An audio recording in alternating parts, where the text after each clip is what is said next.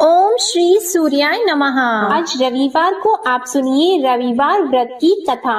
प्राचीन काल में एक राजा था और एक रानी थी। उनके पास सिपाही, घोड़े, दासियां, दास, धन दौलत सब कुछ था, सिर्फ उनकी संतान नहीं थी। इसी कारण वे दोनों राजा रानी बहुत दुखी रहते थे। संतान प्राप्ति के लिए उन्होंने हर तरह के दान, धर्म, धार्मिक अनुष्ठान, जप, मंत्र, पूजा पाठ आदि सब किया, लेकिन इससे उनका कोई फायदा नहीं हुआ। जब राजा और रानी वृद्ध होने लगे तो दोनों को बहुत ही चिंता हो गई। वे दोनों सोच में पड़ गए कि अब हमारे इतने बड़े राज्य का क्या होगा, कौन बनेगा इस राज्य का वारिस, कौन लेगा प्रजा की जिम्मेदारी। राजा और रानी दिन रात इसी चिंता में घुटने लगे।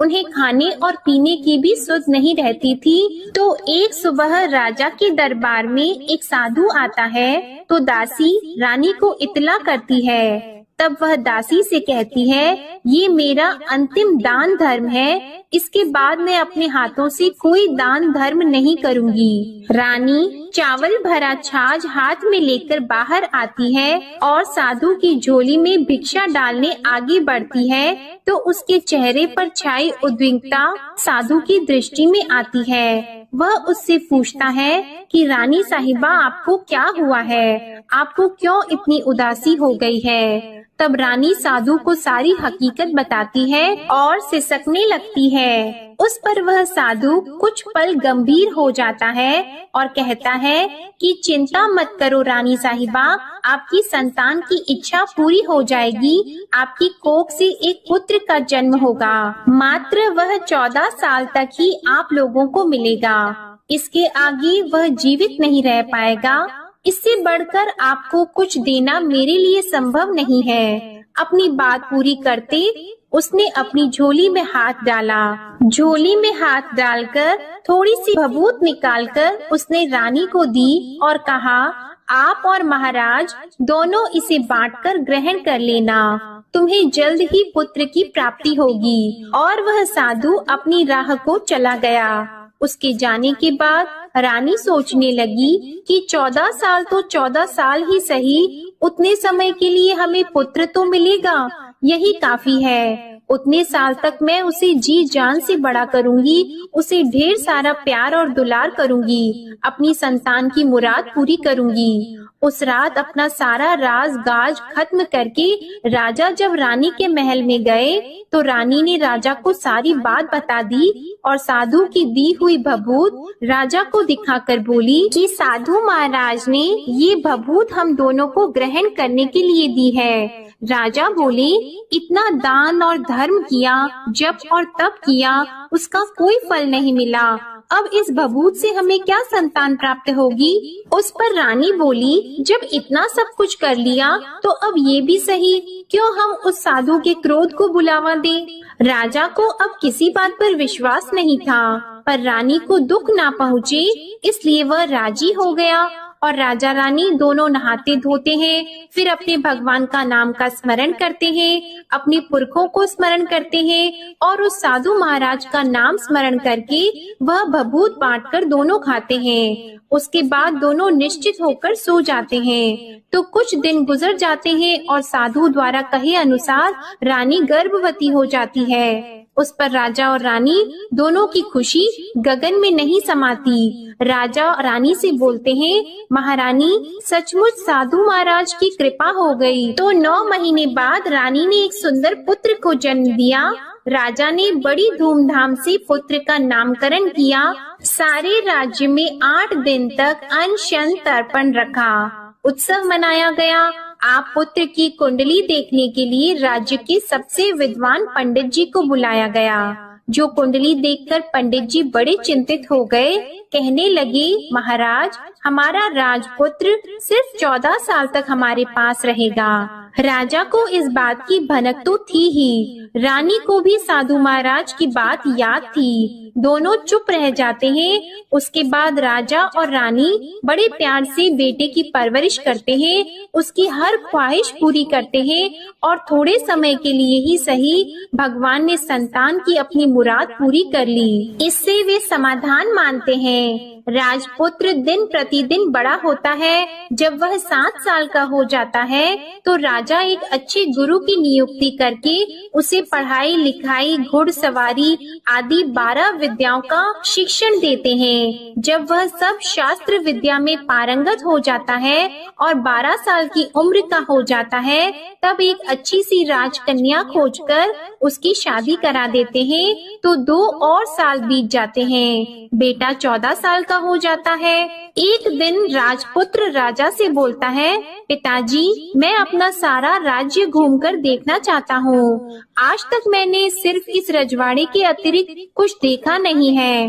बेटे की बात सुनकर राजा चिंतित हो जाते हैं, क्योंकि पुत्र को 14वां साल शुरू हुआ ही था।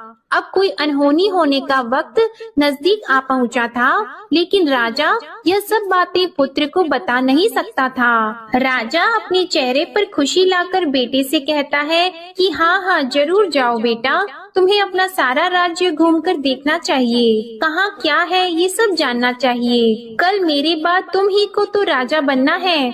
मात्र एक बात का ध्यान रखें, तुम जहाँ जा रहे हो, क्या कर रहे हो, ये बात अपनी पत्नी को नहीं बताना। पुत्र कहता है, ठीक है पिताजी, आपने जो कहा है मैं वैसा ही करूँगा। राजपुत्र दिन भर अपनी पत्नी के साथ रहता है, खुशियाँ मनाता है और रात को 12 बजे वह उठकर बाहर चला जाता है। फिर सुबह होने से पहले वापस अपने महल में आकर सो जाता है। ऐसा बहुत दिनों तक चलता रहा और पुत्र का 14वां साल खत्म होने में कुछ ही दिन बाकी रहे थे। इतने में उसकी पत्नी यानी छोटी रानी रात में जाग जाती है। वह देखती है कि बिस्तर पर राजपुत्र नहीं है। वह महल में सब जगह देखती है तो राजपुत्र कहीं भी नजर नहीं आते। तो वह क्या करती, किससे कहती? वह चुपचाप रहती है। फिर वह सुबह होने पर देखती है कि उसका पति अपनी जगह सोया हुआ है। वह पति से कुछ नहीं पूछती है, लेकिन दूसरी रात भी जब वैसा ही होता है, तीसरी और चौथी रात और कुछ दिनों तक ऐसा ही चलता रहता है, तब रानी बहुत ही चिंतित हो जाती है। उसके मन में ढेर सारे सवाल उठते हैं, लेकिन उसे पूछने में डर लगता है। शायद पति गुस्सा कर बैठे। सास ससुर से पूछने के बारे में सोचा तो उसकी कुल मर्यादा बीच में आ जाती थी। तो इस तरह वह मन ही मन घुटती रहती थी। इस हालत में उसे खाने पीने में दिलचस्पी नहीं होती थी। वह दुबली पतली हो जाती है।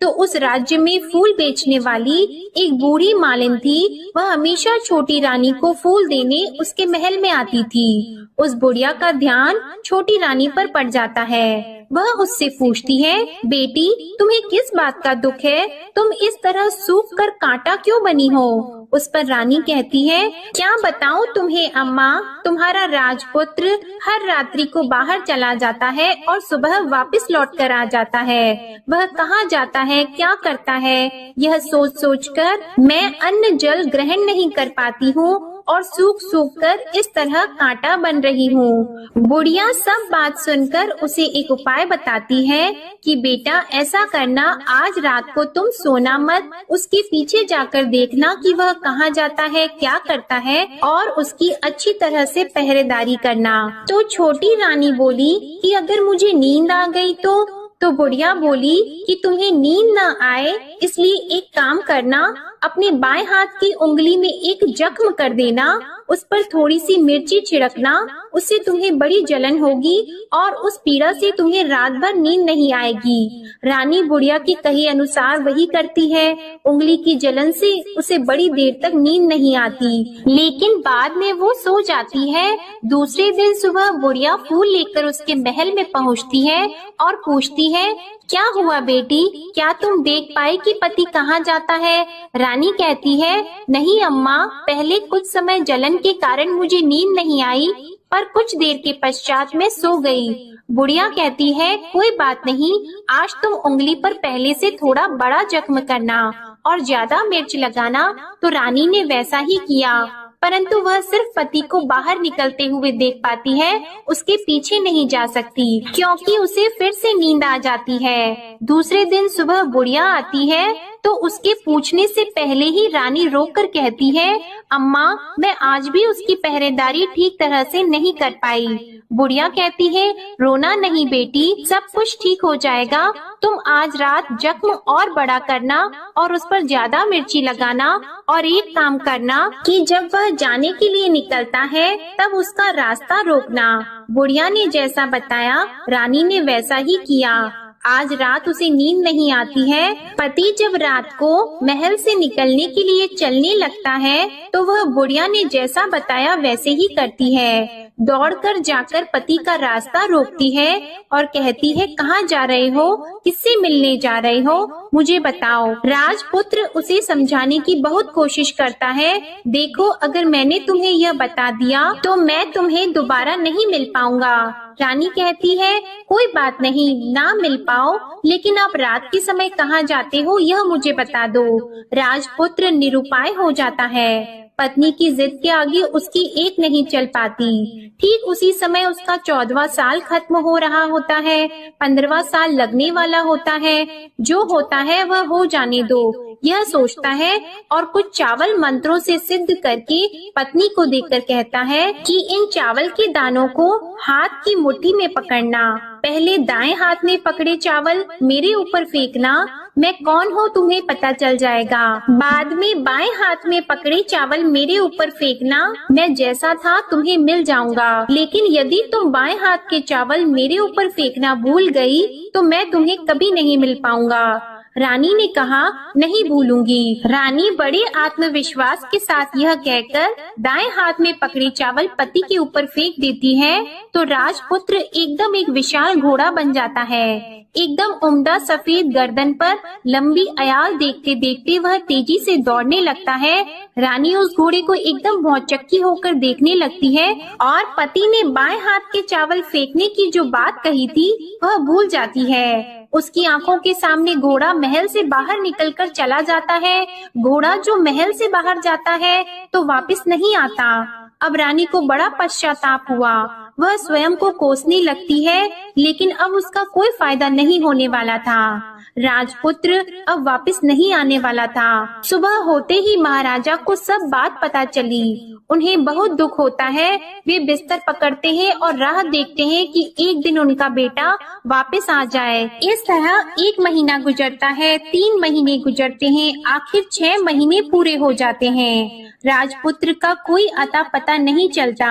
प्रधान राजपुत्र को ढूंढने के लिए राज्य के गांव-गांव सिपाही भेजता है, लेकिन उन्हें कोई सफलता नहीं मिलती। इधर रानी अपनी हठ के कारण पति गायब हो गया है, ये सोचकर स्वयं को मन ही मन कोसती है और प्रण लेती है कि कुछ भी करके पति को ढूंढ कर लाएगी और उसे वापस घर लेकर आएगी। एक दिन सुबह उठकर सास ससुर के महल में जाती है और कहती है कि मैं अपने पति की खोज में जा रही हूँ। महाराजा को और क्या चाहिए था, कुछ भी करके उनका बेटा उन्हें वापस मिलने चाहिए था। वे बहू को जाने की अनुमति देकर कहने लगी, बेटी तुम्हें जो चाहे वह करो, जहाँ जाना है वहाँ जाओ, लेकिन हमारे बेटे को वापस लेकर आओ। अब रानी अपना शाही भेष बदलकर एक सेठानी बन जाती है। कुछ दासियों को, कुछ नौकरों को साथ ले लेती है, कुछ सामान साथ ले लेती है और राज्य की सीमा पर जाकर वहाँ एक भोजनालय खोल देती है। वहाँ आने वाले सब यात्रियों को खाना मुफ्त में देने लगती है। मात्र एक शर्त रखी कि खाने वाले को उसकी देखी हुई कोई अजीब चीज उसकी मालकिन को यानी राजकन्या को बतानी पड़ेगी, तो वहाँ आने वाला हर नागरिक अपनी तरफ से मैंने ये देखा, मैंने वह देखा कहकर वहाँ से मुफ्त खाना खाकर जाता था। परंतु रानी को जो बात चाहिए थी वह अब तक नहीं मिली थी। ऐसे ही कुछ दिन बीत गए तो रानी के महल में फूल लेकर जाने वाली बुढ़िया के एक बेटा और बहू थे।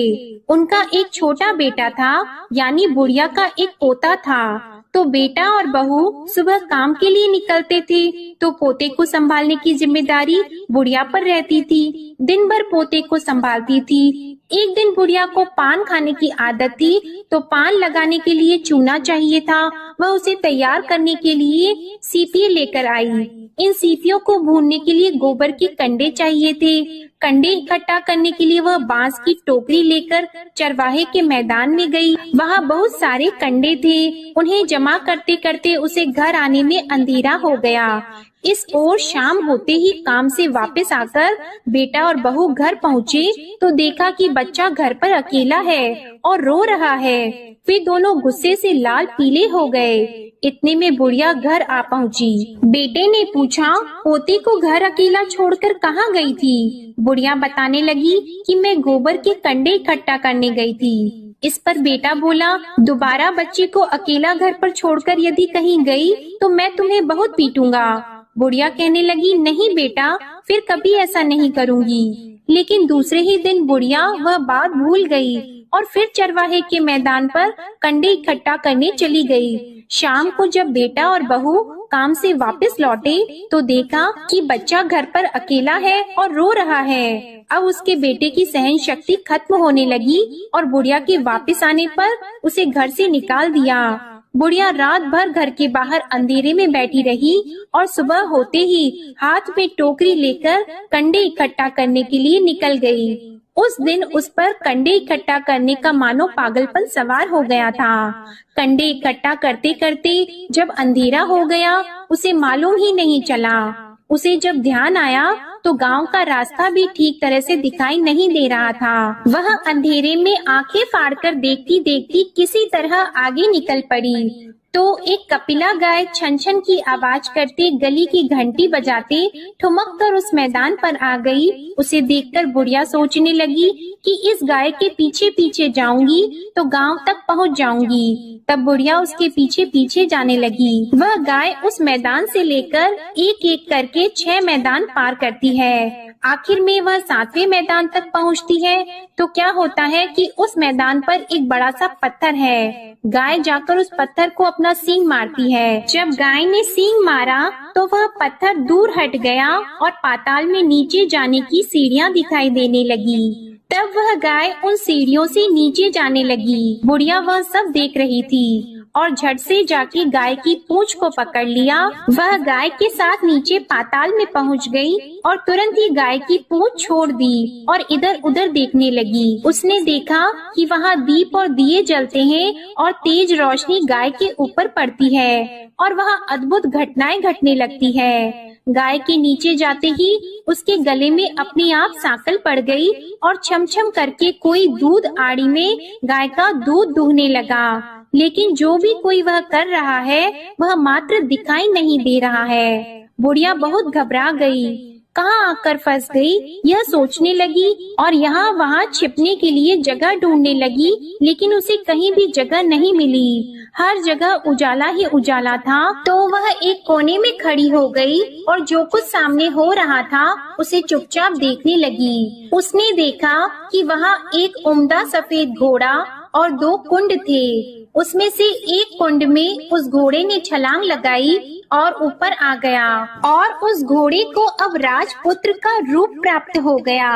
उसने दूसरे कुंड के पानी में स्नान किया, वहाँ रखे नए कपड़े पहने और नजदीक ही एक सुंदर पलंग था, उस पर आकर वह बैठ गया।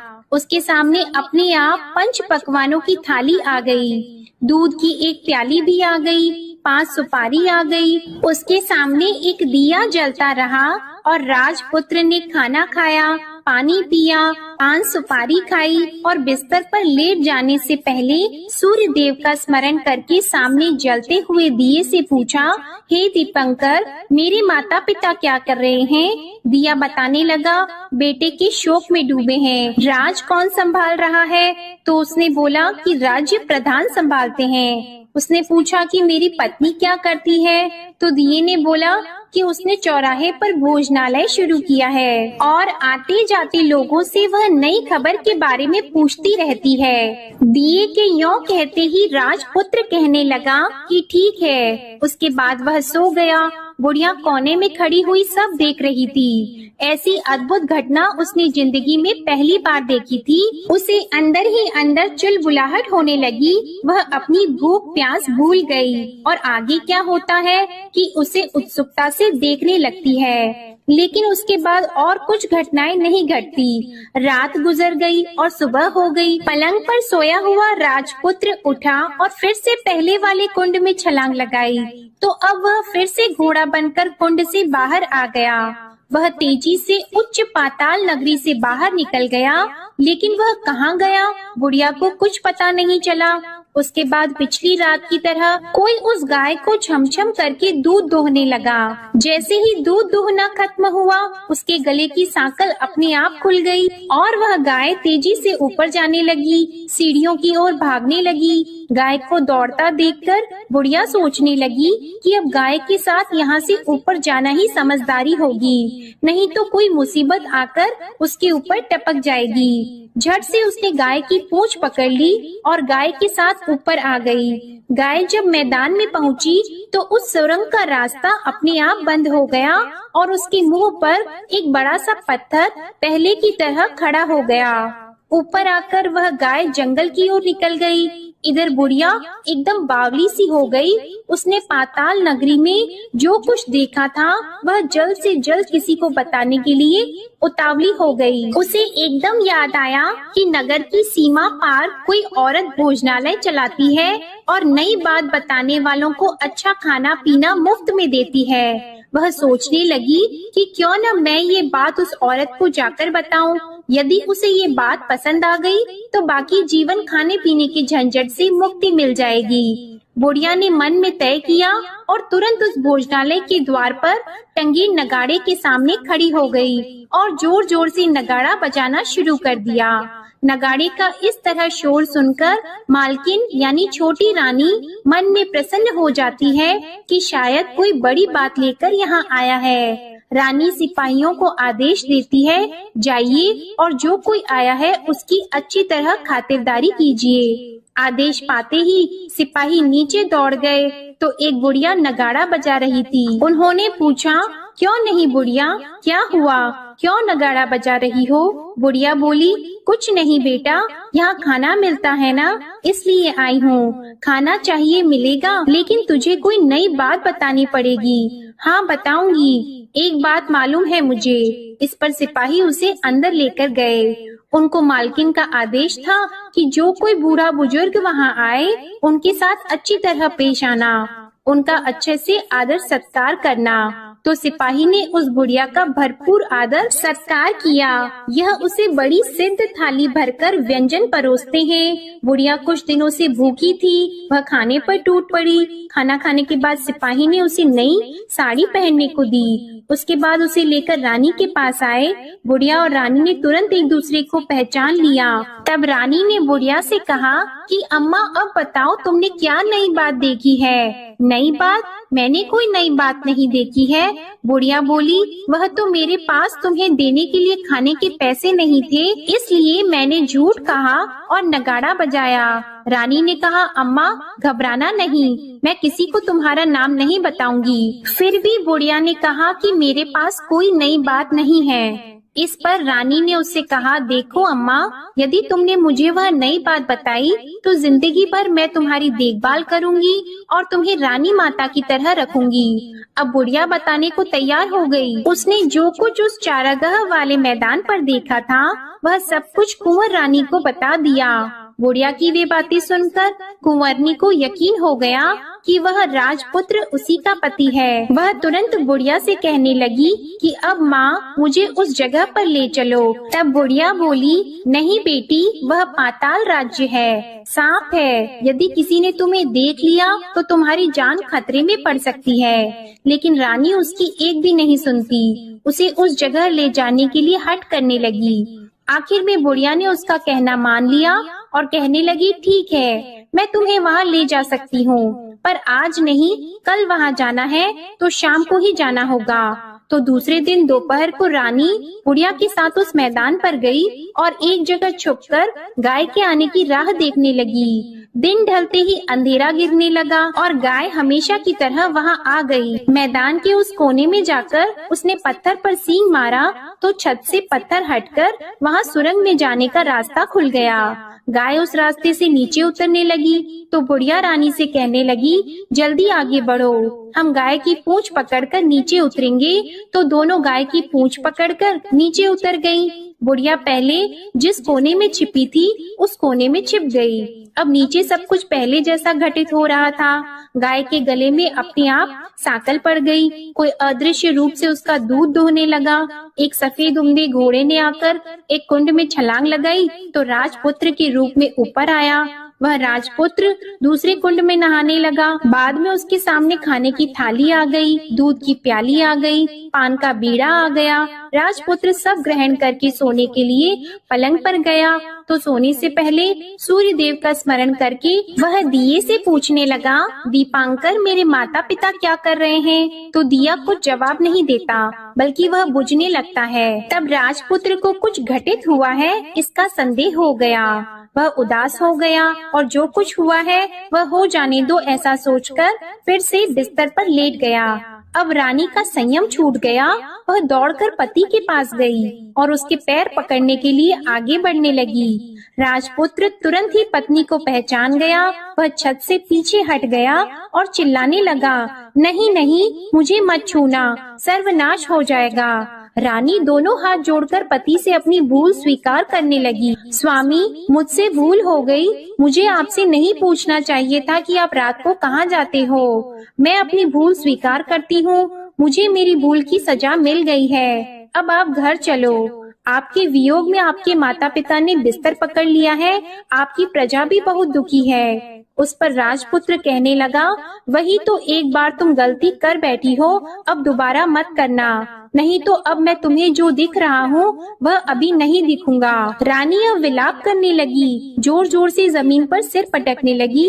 राजपुत्र के मन में उसके प्रति दया उत्पन्न हो गई। वह उससे कहने लगा, यदि तुम मुझे पाना चाहती हो तो तुम्हें एक काम करना होगा। काम कठिन है लेकिन वह तुम्हें अकेले ही करना होगा। रानी ने कहा, कहो स्वामी, कितना भी कठिन काम हो मैं वह पूर्ण करूंगी। रानी कहने लगी। इस पर राजपुत्र ने उसे बताया, इस पाताल से ऊपर जाते ही तुम्हें एक घना जंगल नजर आएगा।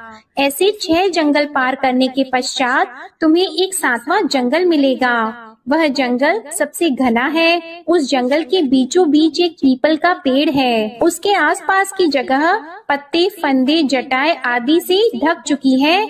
वहाँ बाघ, शेर, सांप और भालू बैठते हैं। तुम्हें उन सबको भगाकर वह जगह साफ करनी है। उसको गोबर से लिपाई करके पवित्र बनाना है, रंगोली से सजाना है। उसके बाद वहाँ धूप, कपूर, अगरबत्ती जलानी है। फूल और कुमकुम से पेड़ की पूजा करनी है। दूध और दही से बने चावल का भोग चढ़ाना है। ये सब तुम्हें दोपहर को 12 बजे से पहले करना है। 12 बजने के समय तुम्हें उस जगह पर बैठकर सूर्य भगवान का ध्यान करना है। ठीक 12 बजे सूर्य भगवान का रथ वहाँ उतरेगा। वे सब देखकर खुश हो जाएंगे और कहेंगे कि जिस किसी ने भी ये सब किया है उसे मैं मनचाहा फल दूंगा। तो तुम सामने जाकर उसके रथ का दाहिना घोड़ा मांगना, मैं तुम्हें मिल जाऊंगा। इतनी बात कहकर राजपुत्र अपने पलंग पर सो गया और छोटी रानी भोर होने की राह देखने लगी। भोर होते ही वह बुढ़िया के साथ गाय की पूंछ पकड़कर ऊपर आ गई। ऊपर आने के बाद वह बुढ़िया से कहने लगी, अम्मा, अब मैं अकेले ही आगे जाऊंगी, तुम भोजनालय वापस चली जाओ।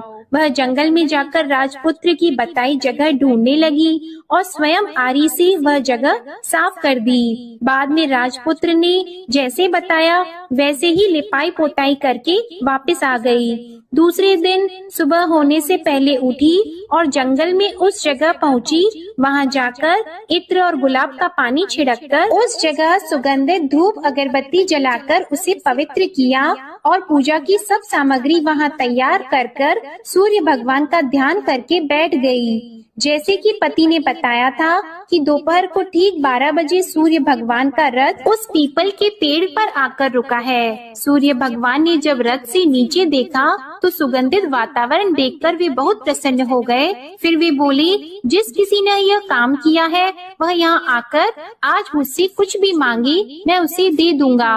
रानी ने जब ये शब्द सुने तो बिना समय गवाए दौड़कर उनके सामने आ गई और उनको साष्टांग नमस्कार करके बोली, भगवान वह मैं ही हूँ, मैंने ही यह जगह साफ की है। अच्छा, तो तुम्हें जो चाहिए वह मांगो। भगवान मुझे आपके रथ का दाहिना घोड़ा चाहिए। सूर्य भगवान बोले, नहीं नहीं, मैं तुम्हें और कुछ भी दे सकता हूँ, लेकिन यह घोड़ा नहीं दे सकता। मेरे रथ के 12 घोड़े हैं, तुम चाहो तो कोई और घोड़ा मांग लो, लेकिन यह दाहिना घोड़ा नहीं, वह मैं तुम्हें नहीं दे सकता। छोटी रानी ने एक नहीं सुनी, वह सूर्य देव से एक ही बात कह रही थी, वही दाहिना घोड़ा दे दीजिए, नहीं तो मैं आपके पैरों में गिरकर अपनी जान दे दूंगी। अब सूर्य देव धर्म संकट में पड़ गए। उन्होंने वचन दे दिया था, अब अपने वचन से पलट भी तो नहीं सकते थे।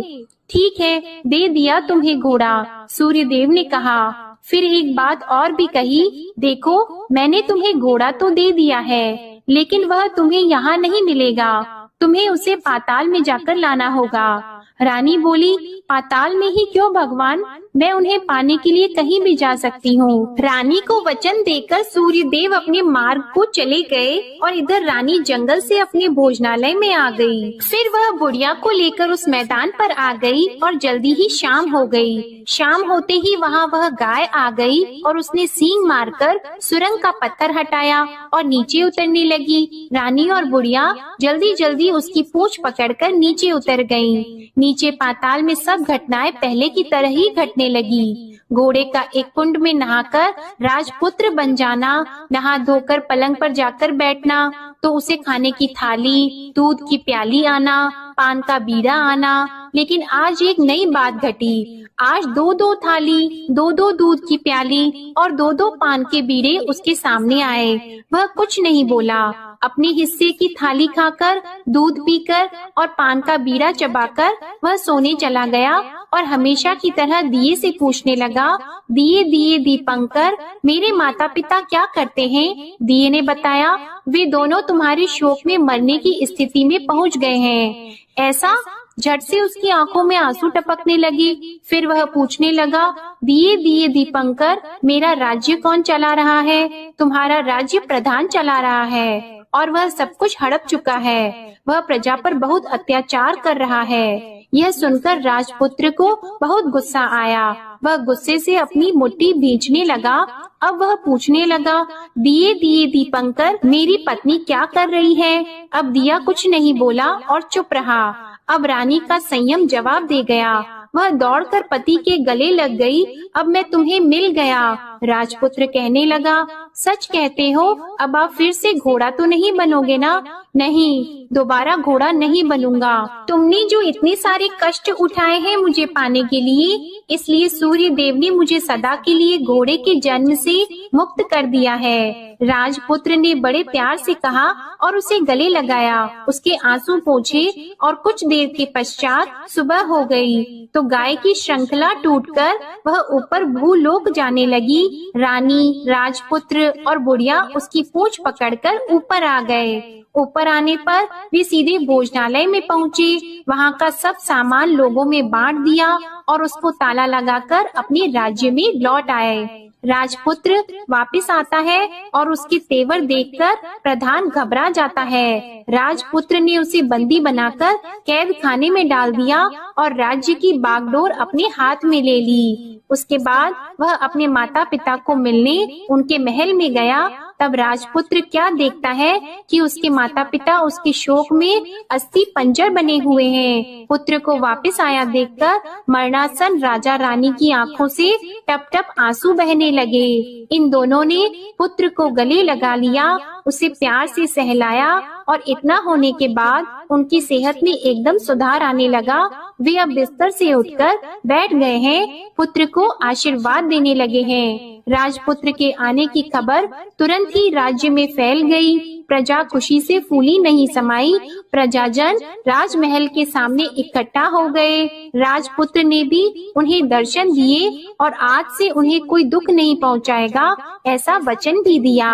अब राजा अपने पुत्र का राज्याभिषेक करके उसे सिंहासन पर बिठाता है और बहू को महारानी का दर्जा देता है और स्वयं अपनी पत्नी के साथ ईश्वर स्मरण करते खुशी से दिन बिताता है। महाराजा बना राजपुत्र अच्छी तरह से राज्य चलाने लगा और अपनी पत्नी के साथ सुख शांति से जीवन बिताने लगा। उस बुढ़िया को रानी ने अपने ही पास रख लिया और उसकी अच्छी तरह से देखभाल करने लगी। बुढ़िया और उसके बुढ़ापे के दिन खुशी से गुजरने लगे। प्रेम से बोलिए सूर्य नारायण भगवान की जय। आपको आज की कथा पसंद आए तो वीडियो को लाइक करना मत भूलिएगा, शेयर कीजिएगा, कमेंट में भगवान श्री सूर्य नारायण की जय लिखिएगा और चैनल को भी सब्सक्राइब करिएगा। इसी के साथ आज आप हमारे चैनल पर मार्गशीर्ष मास महात्म्य की कथा और उत्पन्ना एकादशी व्रत पारण की कथा भी जरूर सुनिएगा। प्रेम से बोलिए श्री सूर्य नारायण भगवान की जय।